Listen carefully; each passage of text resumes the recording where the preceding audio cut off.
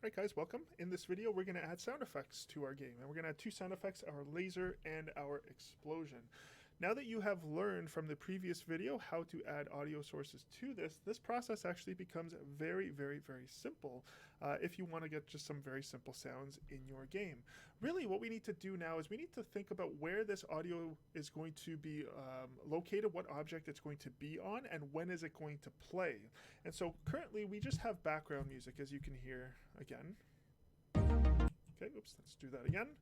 So we have our background music here that you can hear, but we also have no sounds with our laser and we have no sounds with our explosion. And so we have to think, okay, when would those sounds actually play? And those sounds would actually play when those objects get created. And so we have to tap into the prefabs of both the laser and the explosion, and we just have to add those audio sources to each individual object there in order to add simple sound effects to those objects. And so I'm going to go over to the prefabs folder here, okay, and you'll see we have our explosion and we have our laser. Now before we do anything with the actual prefabs themselves, we should listen and find a good version of a laser sound and a good version of an explosion. This is where the other package comes into play here. This is Zero Rare package. I'm going to just navigate my way into there, and you can see we have a folder here called explosions, which I'll get into.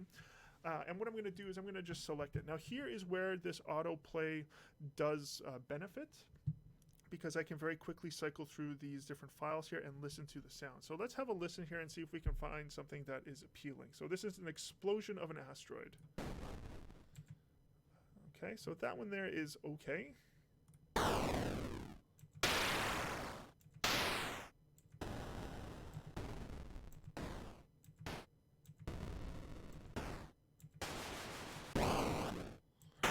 Are quite long. I personally like to have a nice quick short explosion. Like that one is too long.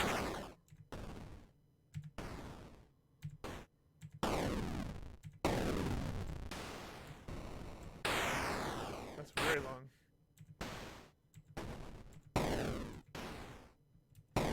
That's not bad. I think there was one somewhere back here that I like. I think that one I like. It's a little bit muted, but that's okay because we're in space. I think I'm gonna go with this one. So what I like to do whenever I find the actual clip that I want. Which one is the one? This one? No, I'm gonna stick with this one. Okay. When I find something that I like this, I'm usually trying to relabel it to make it stand out. So I'll just call this my explosion. And let me go back to the other folder here and try and find the laser that we're going to use here. So let's see lasers. I kind of like that. I don't like that. I don't like that. I don't like that. Again, matter of personal preference. This is just me saying I don't like it. You guys may like it, and feel free to go on and select it. These are very deep sounds. Not a fan of the thrill. I think it was this one. Yeah. I think I'll go with that one. Okay. This is going to be my laser sound. Oops. Let me rename this to something that I can see and stand out immediately. It's going to be laser. And now what we need to do is we need to find our objects and add these audio sources to that. And so we're going to, I think we're going to start off with the laser since that's what's available right here. I'm going to go to my prefabs folder here, select my laser, and go open prefab. Okay, my laser prefab is now open. Okay, not sure why it's not. Oh, it's in my scene view. Right, I was in my game view. Let's go into my scene view here. And what I want to do here is I want to add an audio source to my laser itself. And so I'll just click Add Component, go Add Audio Source like this. And I want to add that audio clip that I had from before. So this is where I want to go into the laser folder that I had from before, grab that laser clip that I had here, and I think that is going to be it. We do want to have this set to play on awake, because remember, this laser does not get created right when the game starts. It gets created in the middle of the game whenever we push a key down. And so we want this laser to play when this object gets created. And so I'm going to do just that. I'm just going to add an audio source like this. I'm going to go back, and I'm just going to hit play and test this.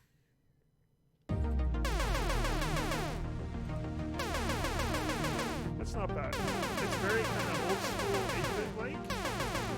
also is quite loud. So I think I'm gonna have to adjust a little bit of that volume. So if I go back to my laser prefab here, I think I'm going to adjust this volume down to about half, and then we can test this out again to see how it sounds. I think that's a little better. It's muted. I think the background music might still need to be adjusted a little bit. We could even bump this up a little bit to maybe about 7.75. It's okay. I think I'm going to keep it right there at about a 0.75 right there. Okay, same process we're going to do now for our explosion. Our explosion does have a prefab here, so we're going to go once again, select our explosion, click open prefab, and here we're going to add our audio source. And from our audio sources here, we're going to go to the explosions folder, find that explosion that we liked before, and that's literally it. It just turned that easy. So now we have,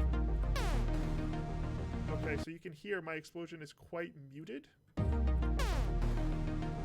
right. And so muted explosion, that might be something we should address now. Let's see. Here, our volume is going to be stuck at 100%, so we may have to select something else in its place, just something a little bit louder. Maybe something like that would be better. I know it's still... I'm going to go with that one there instead. So what I'm going to do here is I'm going to call this my explosion 1, like that. And I am going to select my prefab and make sure my prefab is selected when I go back into explosions. Here's a nice little tip here. If you ever want to freeze this inspector in place, because you see as I start clicking on other things around my project like this, the inspector does change, and sometimes it is annoying to have to go back and try and re-click on something. If you want to keep this in place here, just go up to the top right corner. You'll see this little lock symbol here. This will lock this in place, and regardless if I change and click on anything else, it will keep this inspector locked in place as is. So I'm going to keep my explosion locked up in place, and I'm going to go back into my explosions folder and get the new explosion _1 in its place there. I'll make sure to unlock this. Make sure you do that as well. Sometimes you'll forget. And then I'll hit play. We'll see here. That's a little better. I think that's has a little bit more pop. Okay, and I think overall that is pretty good. Okay. And I think that's all of the sounds we really need to worry about here. We could potentially look at something a little bit later with game over, but you know, this is again just the starter for this project here. We're gonna try and build on it as we keep going on. So I think the sounds part is going to be done for now. I will create one more very short video next that I want to show you guys off one particular resource that I really like to use, and I think you guys should use it in the future. Okay, I will see you guys in that next video.